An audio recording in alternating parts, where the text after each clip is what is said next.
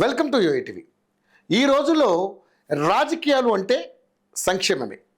హామీల అమలుపైనే ఎన్నికల్లో గెలుపోటములు ఆధారపడి ఉంటాయి. హామీలు ఇచ్చామా, అధికారంలోకి వచ్చామా అన్నట్లుగా ఉంటే జనం కూడా ఏమాత్రం ఆలోచించకుండా ఆ పార్టీని ఇంటికే పరిమితం చేస్తున్నారు. ప్రజలు తమ నాడిని ఎప్పటికప్పుడు మార్చుకుంటున్నారు. దీంతో వారిని సంతృప్తిపరచడానికి ఇస్తున్న హామీలు ఒక ఎత్తు అయితే వాటిని అమలు చేయడం మరో ఎత్తు. దీనికి తోడు ఆర్థిక సమస్యలు. వీటన్నింటినీ ఎదుర్కొంటూ హామీలను అమలు చేస్తున్న వారినే ప్రజలు ఆదరిస్తున్నారు. ఇంతకే తెలంగాణలో పథకాలు ఏ విధంగా అమలవుతున్నాయి? ప్రభుత్వంపై ప్రజల మాట ఏంటి? ప్రభుత్వం తాము చేస్తున్న పనులను చెప్పుకోగలుగుతుందా? ప్రభుత్వం పాలన ఎలా ఉంది అనేది రాజకీయ చదరంగంలో మనం తెలుసుకుందాం.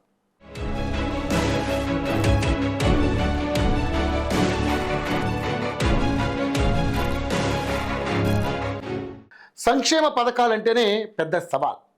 ఇచ్చిన మాట నిలబెట్టుకునేందుకు నిధులను సమీకరించుకోవడం, వాటిని ముఖ్యంగా రైతులకు అనుకున్న సమయానికి అందించడం, ఇవన్నీ ఏ ప్రభుత్వానికైనా కత్తి మీద సామే. ఈ విషయంలో రేవంత్ సర్కార్ ఒక్కొక్క మెట్టు ఎక్కుతుందని కొంతమంది అభిప్రాయం. ఆర్థిక భారాన్ని క్రమంగా అధిగమిస్తూ ఒక పథకం ప్రకారం పథకాలను అమలు చేస్తోంది. మొదట్లో కొన్ని ఒడిదుడుకులు ఎదుర్కొన్నప్పటికీ ఇప్పుడు మెల్లమెల్లగా వాటిని అమలు చేస్తోంది. అయితే అందరికీ పూర్తి స్థాయిలో అందుతున్నాయా అంటే మాత్రం ప్రస్తుతానికి లేదనే సమాధానం వినిపిస్తుంది. ఇందులో రైతు భరోసా అనేది అతిపెద్ద సవాలని చెప్పాలి. అనుకున్న సమయానికి రైతు భరోసా ఇవ్వడం అంటే అంత ఆషామాషి వ్యవహారం కాదు. అధికారంలోకి వచ్చిన 6 నెలల దాకా రైతు భరోసా ఊసేలేదు.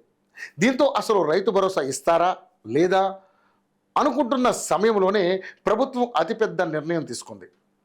మొదటి రైతు భరోసాను ఖాతాల్లో జమ చేసింది.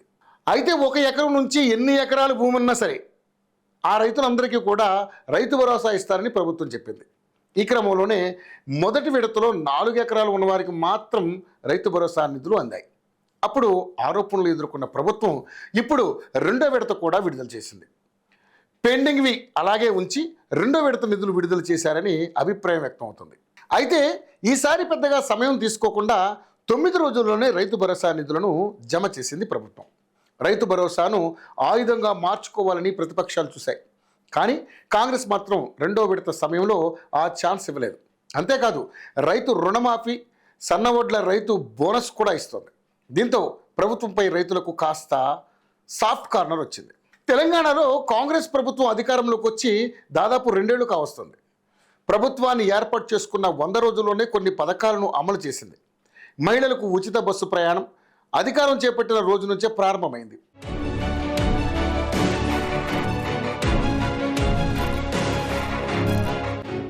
అలాగే ఆరోగ్యశ్రీ పరిమితిని 5 లక్షల రూపాయల నుంచి 10 లక్షల రూపాయలకు పెంచారు. అయినా ఈ పథకాల అమలు పూర్తిగా జనాల్లోకి వెళ్ళలేదు. ఇందుకు కారణం ఇచ్చిన వాటిని కూడా కాంగ్రెస్ నాయకులు సరిగ్గా జనాల్లోకి తీసుకెళ్ళకపోవడమే. ఇకపోతే సన్నబియ్యం పంపిణీ పథకం. ఈ పథకం అమలుపై చాలామందిలో భిన్నాభిప్రాయాలు నెలకొన్నాయి. నిజంగా సన్నబియ్యం ఇస్తారా లేదంటే దొడ్డు బియ్యాన్ని పాలిష్ చేసి ఇస్తారా అన్న అనుమానాలు ఉండేవి. కానీ చెప్పింది చెప్పినట్టుగానే సన్నబియ్యాన్ని ప్రభుత్వం పంపిణీ చేసింది. అయితే కొంతమంది మాత్రం ప్లాస్టిక్ రైస్ కలిశాయంటూ విమర్శలు చేశారు.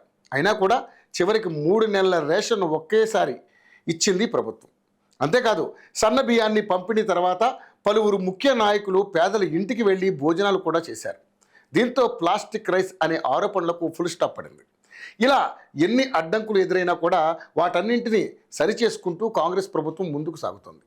మొదట పథకాల అమలు సాధ్యమేనా అనే ప్రశ్న ప్రజల్లోనే కాదు కాంగ్రెస్ పార్టీ నాయకుల్లో కూడా ఉండేది.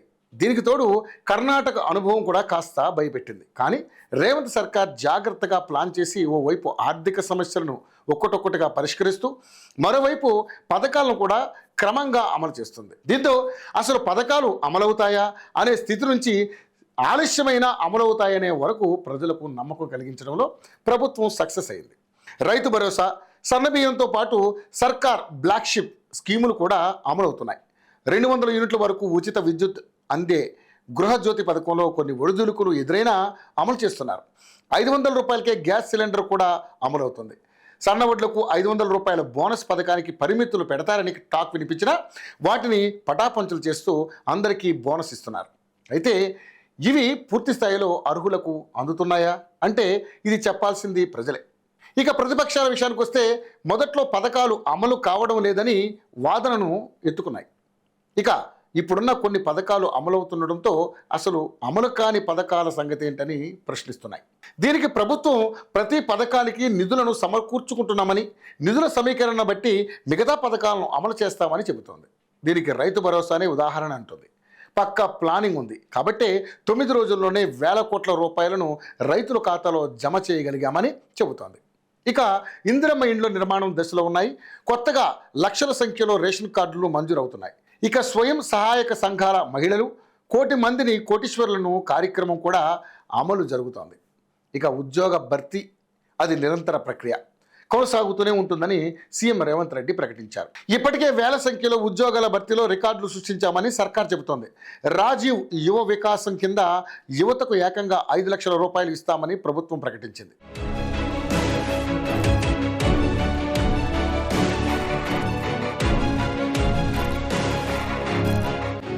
ఈ పథకం కోసం 6,250 కోట్ల రూపాయలను కేటాయించింది. ఇప్పటికే దరఖాస్తుల స్వీకరణ ముగిసింది. అక్టోబర్లో ఆర్థిక సాయం స్టార్ట్ కానుంది. తెలంగాణ సర్కార్ వచ్చాక జరిగిన మరో అంశం కులగణన. దేశవ్యాప్తంగా కులగణన చేయాలనే డిమాండ్లు వినిపించిన సమయంలో తెలంగాణలో సీఎం రేవంత్ రెడ్డి కులగణన చేయించారు. దీనిని చూపించి కాంగ్రెస్ హైకమాండ్ కులగణన చేయాలని కేంద్రాన్ని డిమాండ్ చేసింది. తర్వాత కేంద్రం కూడా జనగణనతో పాటు కులగణనను కూడా చేస్తామని ప్రకటించింది. నిరుద్యోగుల హామీల విషయంలో కూడా కాంగ్రెస్ ఫెయిల్ అయిందని అభిప్రాయం వ్యక్తమవుతుంది. ఇదిగో నోటిఫికేషన్, అదిగో నోటిఫికేషన్ అంటూ ఆశ చూపి తమకు హ్యాండ్ ఇచ్చారని నిరుద్యోగులు ఆవేదన వ్యక్తం చేస్తున్నారు.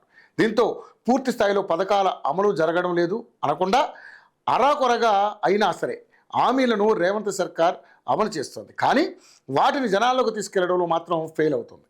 అయితే ఇచ్చిన వాటిని ప్రజల్లోకి తీసుకెళ్లడం కూడా ప్రభుత్వం బాధ్యతే కాబట్టి చేసింది చెప్పుకోలేకపోవడంలో ఎన్ని పథకాలను అమలు చేసినా అనుకున్న ఫలితం దక్కదు. అలాగే గత ప్రభుత్వం లోపాలను సరిచేస్తూ ఇచ్చిన హామీలను పూర్తి స్థాయిలో అమలు చేయగలిగితేనే కాంగ్రెస్ ప్రభుత్వం మళ్ళీ అధికారంలోకి వస్తుంది.